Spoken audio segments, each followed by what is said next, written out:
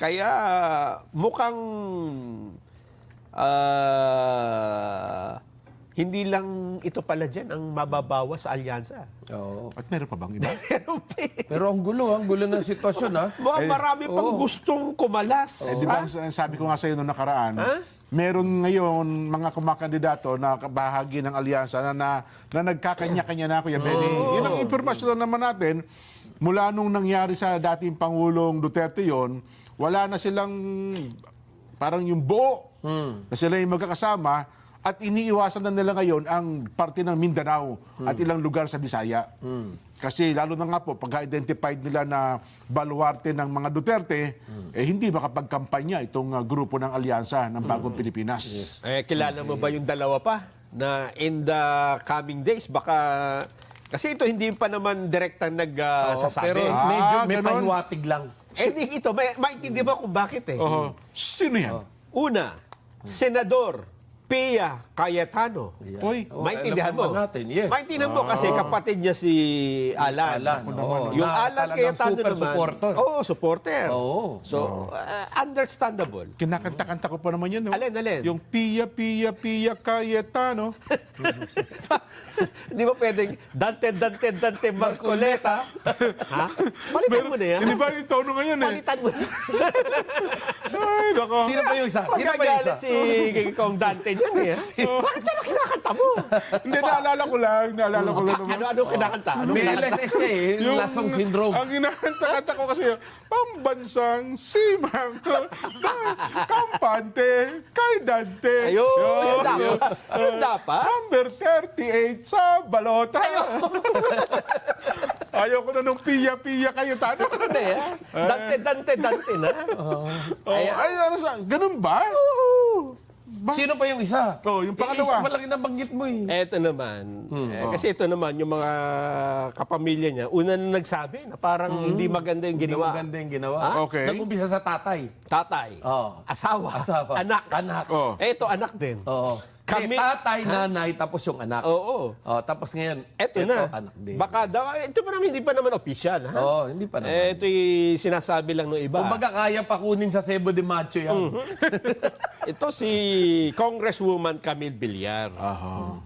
Pero ako, knowing Bilyar, kayang sumolo niyan. Kaya. Sa bagay. Kayang sumolo niyan. May ano yan eh, may sariling makinarya na. Yes, tsaka may resources yan. Kung pag-uusapan may resources. At saka kung sa tingin ko ay mukhang hindi naman nakakatulong, imbis ay nakakahadlang pa ang alyansa, Malamang baka bumitaw magkalasan talaga. nga yung iba. Hindi, kasi, ako sa tingin ko, baka hindi lang yan. Kasi yung partido ni Camille Villar, tama ba? Nationalista Party? Oo, NP. Oo, NP yan eh. oo. Tatlo sila dyan eh. Meron pa? May tatlo yan. Eh di, hahatakin na yun. At siyempre, ang inaasahan nila dyan ay ang pamilya Oo nga. Manny Villar at saka Cynthia Villar. Sa funding, ano? Kung ang pag-uusapan ay funding, Oo nga, oo nga. hindi ko na sasabihin kung sino. Alamin na lang. Kung Sino sino yung NP. sa tatlo ng membro dyan ang kapartido nila sa NP rin. Naku po. Yun lang naman ang, sana, mali tayo. No? Jen, ipinagmalaki pa naman ng Pangulong Bongbong Marcos eh. Na? Doon sa unang-una nilang campaign sortie, ha? Yung sa Ilocos Norte. Sabi niya, tayo lang. Ang partido na nakabuo ng kompleto. 12 tayo. Pwede ba natin ipaalala? Baka sabihin nila, Hindi, kompleto naman, 11. 11 na lang kompleto. Kompletong 11. Meron ba tayong video nun? Pero gaya lang, mukhang hindi naman inihanda eh. Ganun ba? Pero nakita natin. Pero natandaan mo yun, di ba? Kompleto. Yung pabulol-bulol pa nga eh, di ba? Hindi, sabi ng Pangulo, kami na nakakompleto. Tsaka ito talagang pinili natin yan. Subok yung mga yung tao na yan. Yung kabila niya, kalaban natin eh. Parang mga nautusan na pinabili na ng suka eh. Yun. Doon nagsimula yung napabili na ng suka. Yes. Yung mga kalaban daw nila. Ganun talaga. Eh? Nako. Ang isa sa naaawa ko dyan ngayon, na ipit. Alam mo kung sino? Sino? Senator Francis Tolentino. Oo nga. Di ba? Oo. Alam mo na, si Sentol, kasama sa palatuntunan niya. Wala tayong masamang tinapay. Ngayon, ang statement niya, ang pinakahuling statement, nakita kong pinost niya ay mali ang ginawa na pagkaka-aresto kay dating Pangulong Rodrigo Duterte. Yun ang inilabas ng statement ngayon. But of course, huli man, no? At nandoon na kasi ang dating Pangulong Rodrigo Duterte, still hindi pa rin huhuli kung kikilos yung mga tao at sasabihin ng totoo. No? Especially ito pong ating mga mababatas na tindigan kung ano man yung tama. No? Kasi bihira na ata sa ating lipunan ngayon yung tumatayo sa prinsipyo. Ayun nga. Di ba? So ngayon, unti-unti na, marami kasing sa online lang, ang dami nagsasabi, bakit ngayon lang daw kumilos ang Super Ate? Samantala, nung nandoon sa Villamor, dapat lumabas na. At nagpakitang gilas na. Pero kasi sa tingin ko, doon sa gate na yun, kapag si Super Ate ang nagpumilit pumasok, hindi siya awatin ng mga sundalo at pulis doon. Di ba? At sa huli naman daw, tama yun, Kuya Benny, at sa huli naman daw, sa hearing, may dapat niya, nagsampa siya ng kaso sa mga gumawa. Kasi kung may nakikita siyang gumawa ng labag sa batas, abay dapat niya, kinasuhan niya bilang chairman ng Well, Senate hindi pa yata Committee on tapos Foreign na bang Relations. hearing? Tapos na? Magpapatawag para uli kung hindi. meron pa silang maimbitahan. Well, dyan natin makikita na honest to goodness ba? Kasi meron tayong kilalang senador na investigasyon lang eh. Oo. Matapos imbestigahan, inimbestigahan na. Oo. O yun, naimbestigahan na. Wala nang nangyari. Naimbestigahan na. Imbestiga. Alam mo na yun, di ba? So, ano man na nangyari, hindi natin malaman. Nagkaarigluhan o ano, di ba? Hindi natin malaman. Pero naimbestigahan na. Ayun. Yun. So, yung pong ganyang mga mambabatas, yan po yung dapat tutukan nating mamamayan. Lagi natin titingnan, ano ba yung galaw ng bawat mambabatas natin? Ito po ba'y para sa tao o para lang sa sariling kapakanan? Ayan, opo. Di ba? Ngayon ho, nakita natin na nagsalita na ho ang Super Ate at nakita natin kumikilos. Well, naniniwala po tayo na merong natitira pa sa dibdib ng ating Super Ate na paniniwalang meron ngang mali sa pag-aresto sa ating dating Pangulo. So doon po naman sa mga susunod na makikisakay na lang or totoo naman, nasa taong bayan po yan para ho i-analyze yung bawat action na gagawin nila. Totoo. Yan. Totoo. Nakita ko na yung post ng Senador Francis Tolentino. Sa isang panayam pala ito sa kanya, ang sabi siya, naniniwala siya na ang dating Pangulong Rodrigo Duterte dapat sa Pilipinas yung Nilitis. Nilitis. Ayan, tama. Dito dapat sa Pilipinas, nilitis yung kanyang kaso. Sapagkat naninindigan siya na ang ICC ay wala ng jurisdiction sa ating bansa. Kaya dapat dito sa Pilipinas, nilitis ang dating Pangulong Rodrigo Duterte. Pero may tanong ako. Oo. Kung manindigan ang ICC dito sa ginawa nila, Oo. na mali naman, kanino naman tayo magsusumbong? Mukhang ganun na nga nangyayari, Kuya Ben. Ako sa sitwasyong ito, nakikita natin na mukhang paninindigan na ng ICC. Hawak na nila. Maliban na lamang kung mayroong mga petisyon ngayon na pauwiin ang dating Pangulong Rodrigo Duterte, kung mapagbibigyan nila yon. Hindi yun ang punto. Ang Oo. punto ko is, sakaling ang ICC ang nagmalabi sa kanyang kapangyarihan, na wala naman silang, hindi naman nila saklaw ang ating pong bansa, saan tayo magsusumbong? Kay Tulpo. Keto. Disgrasya. Huli. Na ito ito tinatanong mga nasa online mga netizen. Oh. Magsalita nga kayo. No. Yung mga Tulpo. Anong posisyon nyo dito? Wala. Diba? Mahirap muna kaya. Tahimik nga daw Tahimik sila, muna sila ngayon sa tahimik issue na ito. Medyo ano. Kasi si Erwin nasa Alyansa. Yung pa. Di ba? At si Kuya Rapi naman, alam mo naman ng medyo nakikiramdam din ko yan. Yun, ang sitwasyon natin. Kaya ako, pinaka-safe, no talk, no mistakes na dyan. So, usapin na yan. So, wala. Diba? Kung ako isang politiko, Tameme. tameme So, mo tama na. yung sinasabi ng mga nasa social media. Tameme. Ay, oo naman. Ako sabihin, aminin ko na, opo, tamemi ako sa issue na ako politiko. Ina-analyze ko pa kasi, inaaral ko pa ang sitwasyon. Ayaw ko magpakadalos-dalos dyan. Ay, nako. Buti pa itong mga OFW dyan. Ha? Sila kasi mayroon ng stand dito ha? Ingat sila dyan, ano? Ingat Alam yung niyo, mga kung OFW. maliliit, yan yung nakapupuwing. Yun Ang na nga. sabi ng mga OFW, lalo na dyan sa Europa, teka muna, ha? Total, inapi nyo ang aming dating minamahal na Pangulong Digong, Okay. hindi muna kami mag-re-remit ng pera. Nako. Hindi tatamaan ng ekonomiya natin yan. Hindi So, naman. nagbabanta sila ngayon. 1 week lang naman ito. 1 week. Oo. Oo. So 1 week na no remittance? Yun ang sinabi. Pero hindi ko pa naman nakita kung talagang gagawin, di ba? Sa Europa yan, ha? Yung lang- OFW sa Europa? Yun lang yung mga napabalita. Okay. At itinanong naman ito sa Palace Press Officer kay Attorney Claire Castro. Ito naman ang kanyang sagot. Pakinggan po natin. Attorney Claire, anong sagot mo doon sa mga OFW na hindi daw na magre-remit? Wait lang daw muna. Sabi na to, wait lang na, son, ha? Wait lang. May Standby kausap pa ka sa lang. May telepono. kausap na sa cellphone lang. Ano, ha? Alam ko, meron din atang komento dyan si Senador Johnny Enrile. No? Kaya lang, unahin muna natin itong si Para Attorney magkaroon ng Claire. magandang konteksto. No? Oo. Kasi ito ang una nagsalita eh. Oo. Si Attorney Claire eh. Pero yun bang pahayag ng mga OFW, ito yung mga supporters ng Yes. dating Pangulong Duterte? Kasi may grupo sila, yung Maisog OFW ata. So yun ang kanilang banta, no? Pero Kuya Benny, tayo naman ikaw naman may malawak kang kaalaman dito. Kung halimbawa, maraming OFW, isang linggo ang hindi nag-remit, hindi nagpadala sa Pilipinas, ano ang posibleng epekto nito sa ating bansa? Well, of course, yung hihina lalo yung pera natin. Okay, at syempre, yung deposits natin dito, bababa. Tamaan din yung stocks dyan. No? Maraming repercussion yan. No? But, of course, isa sa malaki tatamaan, hindi lang naman yung pamahalaan. Sariling mga pamilya natin dito ay tatamaan. Yung pamilya mismo. So, yan yung magiging hindi siguro magandang solusyon yan. No? Kung akong tatanungin nyo, hindi yan. Kaya dapat siguro mga OFW maghunos dili kayo. Maghunos dili kayo. Hindi lang po ang administrasyon na maapekto niya, kundi ang inyong sariling pamilya. Yes. Pero ilang araw daw ba yung nila? Babala? 1 week. 1 week. 7 araw lang? Di pagka kinapos kayo mga kababayan, ilapit lang muna kayo sa amin tatlo. Hindi. Yung mga pamilya. Sa ating milyonaryong magsasaka. Di ba? One week. Tapos pag nakita, mukhang effective. Sige, 1 week pa. Yun ang masakit na katotohanan. Alam mo ba? Oo. Napakatagal naman yan. Nako. Alam ko, kahapon pa yung statement.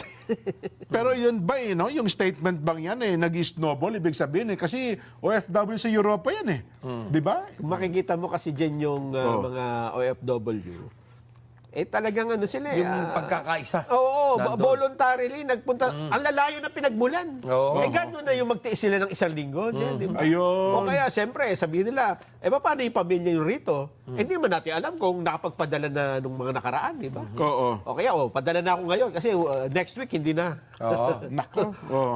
Ano ba? Wala pa ba? Oo. Tuloy lang daw. Ang sabi naman ni Enrile, eto na tayo. Ay, sige, Iwanan na natin si Attorney Claire. Balikan natin sa Attorney Claire. Hindi Baka mahanap maglakad eh. eh. Oo. Hindi mahanap. Ang sabi naman ng Presidential Legal Counsel, Juan Ponce Enrile, Ops, maghunos dili kayo. Ha? Ang pinatutunggalan niya yung mga OFW. Oo. Okay. Oo. Ang sabi niya, ang gusto ko kasi yung actual na kung ano sinabi, di ba? Oo. Kasi baka magkamali tayo nung ano Direct sinabi. quote. Oo. Magiging fake news pa tayo.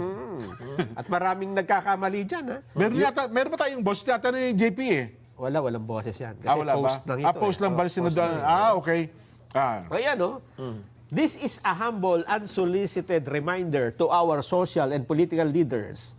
Whoever advised Filipino OFWs to suspend the remittance of their earnings abroad to the country. Ang sunto ko sino man ang nagpayo Yun. sa mga Pilipino na nasa ibayong dagat na suspindihin, Yun. hindi mag-remit, hindi magpadala, na kinikita sa Pilipinas ay should think many, many times about the adverse consequences of that advice to our OFWs. pag-isipan niyo mabuti yan.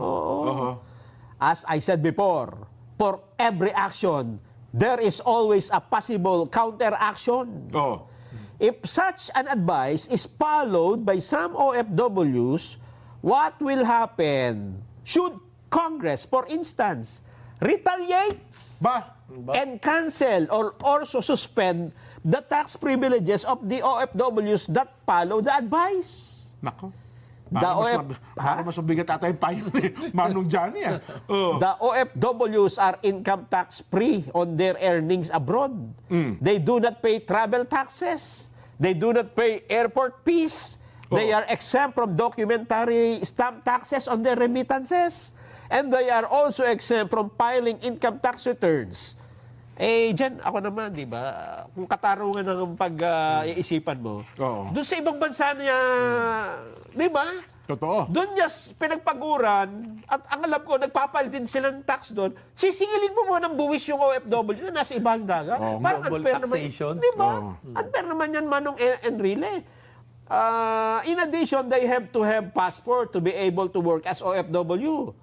Congress granted these privileges to them by laws enacted by it. I earnestly suggest to our OFW to study carefully that advice to them before they get burned by it. Nako. Pa? Alam mo, dito sa naging pahayag na ito ng ating kagalang-galang na dating senador, Juan Ponce Enrile, Oho.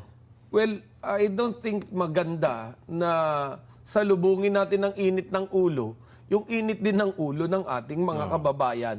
Na alam naman natin na nagbabanat ng kanilang buto sa ibayong dagat, pero yan po yung mga homesick. Oho. Kung kaya't yung mga nagiging reaksyon ng mga yan ay bunsod yan nung sama ng loob, hirap ng kanilang dinaranas doon sa ibayong dagat para sa kanilang pamilya rito. Hindi ho siguro karapat-dapat na pagbantaan natin sila at sabihin niya mga bagay na yan dahil yan po ay magdudulot lamang ng mas mainit na galit ng ating mga OFWs. Parang yung babala ng OFW, kinontra din niya, no? Ako sana kung sinabi niya to ni Senador, pag-isipan niyo mabuti yan. Kung ano magiging epekto sa inyo at sa ating bansa, period. Mas maganda pa sana, no? Pero yung ganyang inano niya, sumaklit ka rin. yes, Di ba? na para bang iilan na lang ang matalinong tao sa mundong ito, parang ganun yung dating netong sagot niya. Hindi lang yun, Jen. Ha? Oo. Sasabihin na rin natin na parang naghahalucinate si Enrile Ganun ba? na kaya niyang kontrolado niya ang Senado at ang House of Representatives. Diba? Kinontra siya. Di ba? Oo, kinontra siya. Ayun nga. Kinontra. Kasi yung sinasabi niya na isususpende yung mga pribilehiyo ng OFW, kailangan niyang pagbotohan ng Senado at ng Kongreso. Oo. Baka akala ni Enrile siya pa ang Senate President ngayon. Ha? Sino ba ang Senate President ngayon? Senate President Cheese Escudero. Ay, siya ang tanongin natin. May salita ba siya? Nag-comment pa siya? Nag-react siya doon sa statement Senate ni Manong Johnny? President. Sabi daw ni Enrile, tanggalan niyo daw ng privileges yung mga OFW na hindi magre-remit. Tax privilege yan, no? Oo. Eto ang sabi ni Enrile ngayon. Okay. Ang sabi ni Enrile, Sa Cheese. Sabi ni Cheese, sagot ni Cheese. ang sabi ni Enrile, sige nga, pakikinggan kita, Cheese Escudero. Anong maipapayo mo sa akin? Sige. Okay. Pakinggan natin. Sabi kasi ni Enrile, oo nga, no, hindi na nga pala ako ang Senate President. At saka, Ikaw na pala. At saka, hindi rin ako ang Defense Secretary. Hindi na rin si Marcos Senior Presidente. So, hindi na kami, Junior na pala hindi na kayo. pala kami nakakakontrol ngayon sa Kongreso kung ano sabihin namin, yun ang Hindi na gagawin. rin ako customer. At saka, matanda na nga pala ako ngayon. Naku, pasensya na at ako malilimutin na Pakinggan natin si Senate President Cheese Escudero. Ang sabi po ni Cheese, may Yan na shot nga. si Cheese? Meron. Pinaghandaan ko yan eh. Meron. Pakinggan Hindi natin. South Korea yan. Ano masasabi mo, Viral SP na naman Cheese? yan. Sige. Para sa akin, karapatan po nila yon, pero makakasakit yon hindi lamang sa ating ekonomiya, pero sa maraming pamilyang Pilipino na umaasa sa kanilang mga kamag-anak at mahal sa buhay para sa kanilang pang-araw-araw, lingguan at buwanang gastusin. But that is a peaceful mode of protest na hindi pinagbabawal ng batas.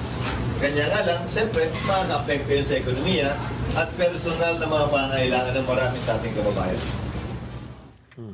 Ayun. Ito, linaw, no? Ano ba sabi? Peaceful protest.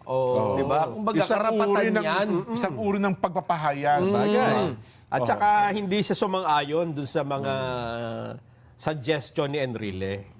Pero na doon pa rin yung warning niya. Makaka-apekto man yan sa ekonomiya, maapektuhan din pamilya niyo. Tama. Di ba? Ako, kuya nga, kung sinabi ni Manong Johnny, doon sa punto na yon, ang problema siya mismo ay nagkontrababala sa mga OFWs. Parang doon naman ata tayo may disgusto. Nabanggit ba itong mga dahilan kung bakit hindi pwede yung sinasabi ni Enrile? Dun sa, Ano mo sabi? Ang sabi kasi ni Escudero, Oo. hindi ito maaaring gawin ng Senado ng mag-isa. Hindi na sabi. Anong paliwanag? Sige, tuloy At mo yan. kailangang desisyon ito ng buong Kongreso. So kailangan Yes. din ng House. Ito pa, hindi rin nila maaaring gawin ang hakbang na ito habang recess. naka-recess. Oo nga naman, di ba? Oho. At ikatlo, ay hindi niya ipapayong ito ay gawin. Yun. So walang kwenta pala yung babala. So, hindi nasuportahan. Ay, tsaka bala yung mangyayari. Ako naman naniniwala, alam ni Manong Johnny din yung sinabi niya. Nananakot lang. No, medyo... Ay, baka nakalimutan na niya na wala ng Marcelo dyan. Ayun na nga. Kasi noong Marcelo, pwedeng manakot. At saka ngayon sa social media, ang dali na po. Kasi alam ata ni Manong Johnny, baka magta-type. Hindi, pero nag-online siya. Oo, online. Facebook Nag-post